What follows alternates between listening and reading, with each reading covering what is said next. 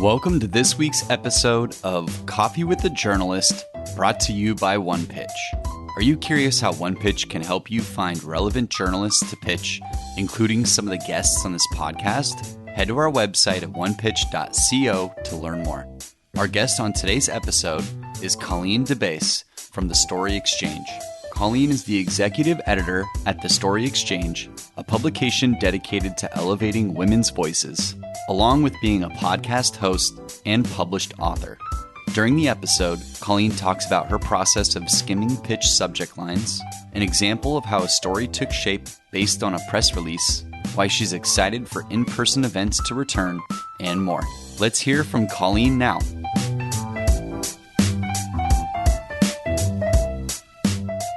Welcome, everyone. This is Coffee with a Journalist, episode 167. We're getting up there. Wow, they have flown by. I am Beck Bamberger, your host on this wonderful show that we do. With us today, we have the executive editor of The Story Exchange, Colleen DeBaise. She is here coming. Where are you coming from today, actually, Colleen? East Coast, right? Yes, I'm definitely on the East Coast. I am currently outside of New York City right now. Our office is in New York, but I'm working from home. Wonderful. Well, thank you for being here. First off, we're happy you're here. Give us, Colleen, for those who are not as familiar, and I like to now do this for every single outlet because we don't want to assume anything. How would you articulate what the Story Exchange covers? Oh, yeah. No, and that's a great question because we're small. I like to say we're small but scrappy because we've quite a few nice journalism awards. So I'm happy about that. But the Story Exchange is a small nonprofit media company, and we are focused pretty exclusively on women. And we like to say we're dedicated to elevating women's voices. And we do that through our articles, also our videos, and we have a podcast as well. Excellent. What's the podcast called, by the way? It's also called The Story Exchange. There you go. Easy to find. We try to keep it easy. Yeah. It keeps everything easy. Okay, Colleen, how is your inbox? Let me tell you how many unread emails I have. 42,972. Oh, God, you're one of the let it ride people. Oh, yes. Yeah. So how do you manage that? Because do you just look at it and go like, oh, today it's 44,000? Like, is there any process? Yeah, there's a little bit of a process. I always skim everything. I'm sure there's stuff I miss, but in my mind, there's no point in going through and really opening unless it catches my attention. So I usually let this inbox get pretty crowded until I can't stand it. And then I'll just hit sort of a delete all sort of thing. Oh, you do a massive purge. Oh. But I do skim. So, it does speak to the power of the subject line. Okay. Oh, let's get into that then. So with the subject line, what's criteria that you look for that makes you go, yes, I want to open that? So we get a surprising number of pitches that clearly don't take our coverage area into consideration. And, I get it. There's a lot of pitches that are real spammy and it's just someone trying to cover a lot of bases and send it to a lot of places. But generally speaking, the spray and pray, right? Yeah, exactly. So we have an exclusive focus on women. Like I say, we're dedicated to elevating women's voices. Basically, anyone we interview, whether that's the subject of a profile or whether it's an expert voice that we include in a story, even if it's just sort of a person on the street type of person, it's always a woman. So right away, if in a subject line, it's saying, we've got Joe Smith here to be interviewed by you, I know that it's not anything that I'm going to need. So that helps me pretty quickly eliminate quite a few of the pitches I get without having to bother opening it or spending much time at all. So that's definitely a big thing and an easy way. Got it. And do you look for the subject line written like a headline potentially? I know some people like to experiment with that. Or is it more direct, like expert on X? I sometimes, if it's a really good headline, I might take a look at it, but I find that sometimes can be confusing because then I might think it's like a newsletter that I get. So actually, I kind of like it when I might say press release in capital letters, because then I also know that on a busy day, if I want one of my reporters to be working on something just really quick and easy, if I see press release in big letters, I know it's something that might be easily rewritten.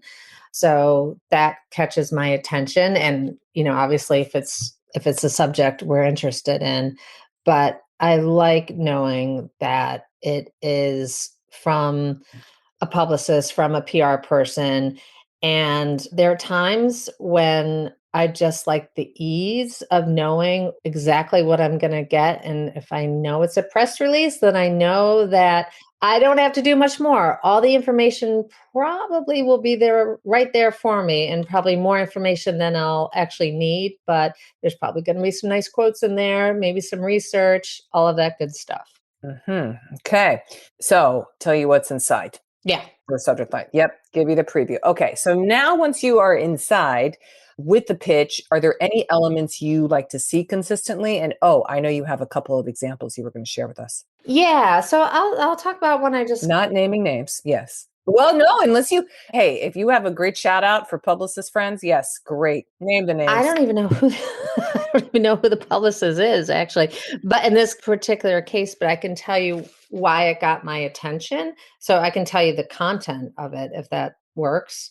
Because we have a focus on women, we like to look at entrepreneurial women, and we're always interested in what like a woman business owner or what any sort of woman entrepreneur is doing. And if it's a well-known woman, we know that that could make a nice, easy, quick take for us where we can write that up. And it's something that might trend well for us and might bring some traffic to our site so that some of our longer pieces also get some eyeballs on it. But for instance, we got a press release the other day, and the subject line, it said press release all in caps. So I knew right what it was. And it was about Giada De Laurentiis, who's a celebrity chef. So right away, there's a name I know. And it was about her announcing a line of pasta. And that hit a lot of sweet spots for me. I knew it was a press release. I saw that it was a well-known woman and that she was announcing a product line. So there's a entrepreneurial woman doing something innovative.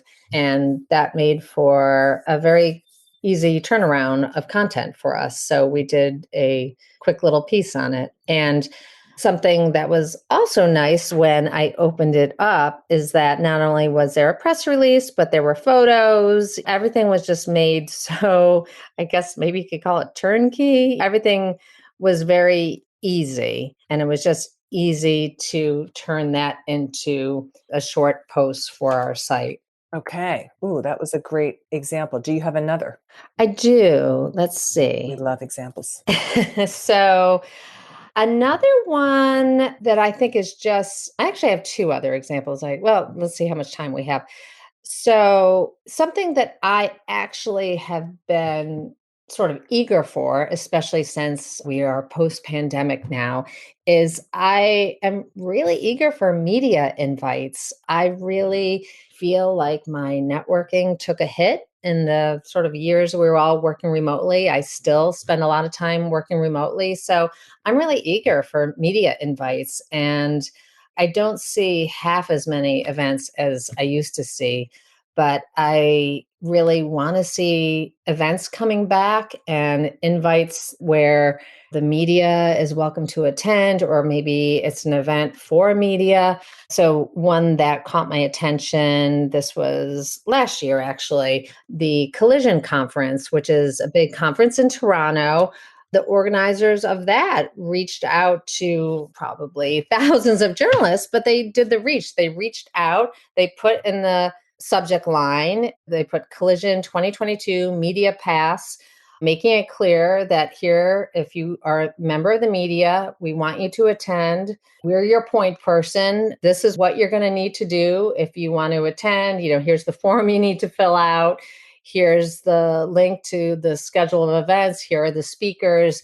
it was all right in there and made it very easy. And so I ended up going to the conference and ended up doing a lot, got tons of story ideas, did quite a few pieces that I filed from the conference, and ended up following up and doing a lot of profiles of really cool, innovative women that I had met or heard at the conference. So things like that have definitely been catching my eye.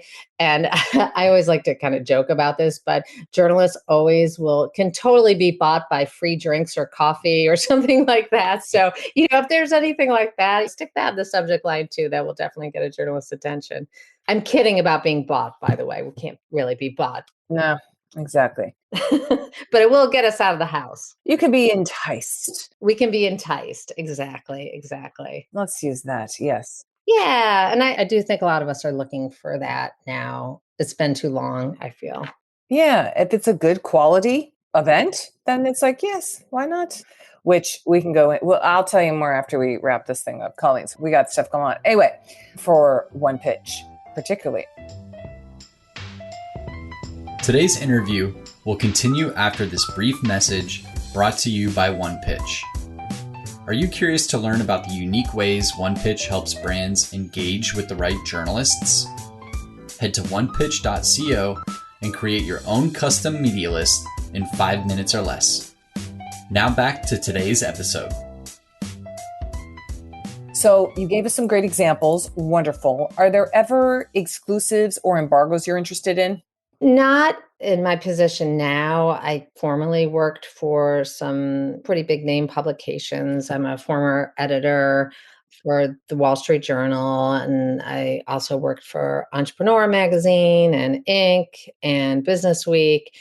And when I worked for sort of those more high profile publications where the competition is pretty intense, I think that was always of interest. Although, if memory serves, when I was at the Journal, there were a lot of rules about whether we could agree to embargoes and things like that. So, but I do know that when you work for the bigger name publications, that's always attractive to know that you're being offered something exclusively. Oh, of course. Okay, good for everyone to note. Colleen, you already mentioned actually a little bit of like, hey, I like events. I want to be there if they're good quality stuff. Is that the way to make a relationship with you, or do you have a technique you prefer over that? For me, that's still how I prefer to meet a really great PR person and begin a relationship with them. I feel that, maybe it's old school of me, but I do really like being able to put a face with a name. And I just think it's the best way still to build that relationship. With some exceptions, I have quite a few. I'm thinking of different PR people I've worked with over the years.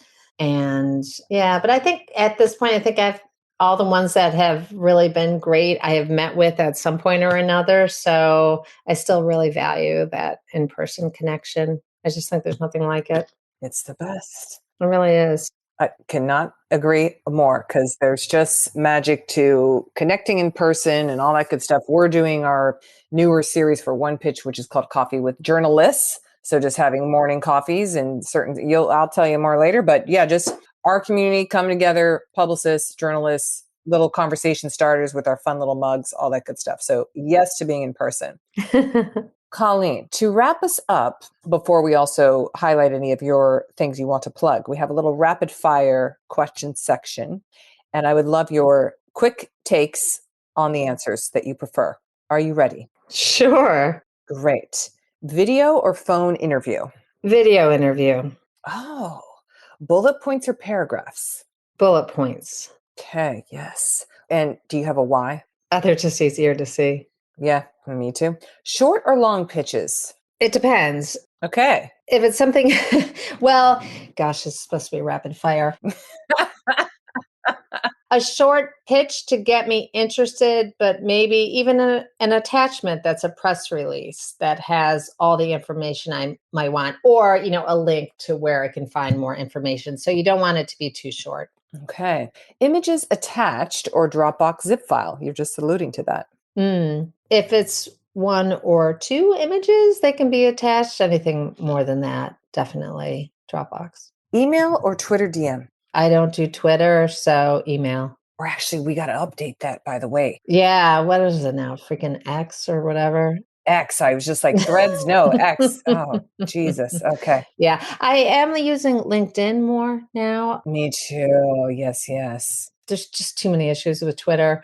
So I've been getting some pitches on LinkedIn, and I feel like there's a professionalism to LinkedIn. So yeah, so I would be receptive to LinkedIn of any of the platforms. One follow-up or multiple? Multiple, because Multiple. I miss half of them. They fall through the cracks. Yeah, it's fine. Wow, I almost spit out my coffee for that one. Okay. I'm just being realistic because I'm going to miss so much stuff that it doesn't hurt to do multiple. There you go. Direct or creative subject lines? Direct. Press release or media kit? Both. Time that you usually read pitches? Or NA all the time?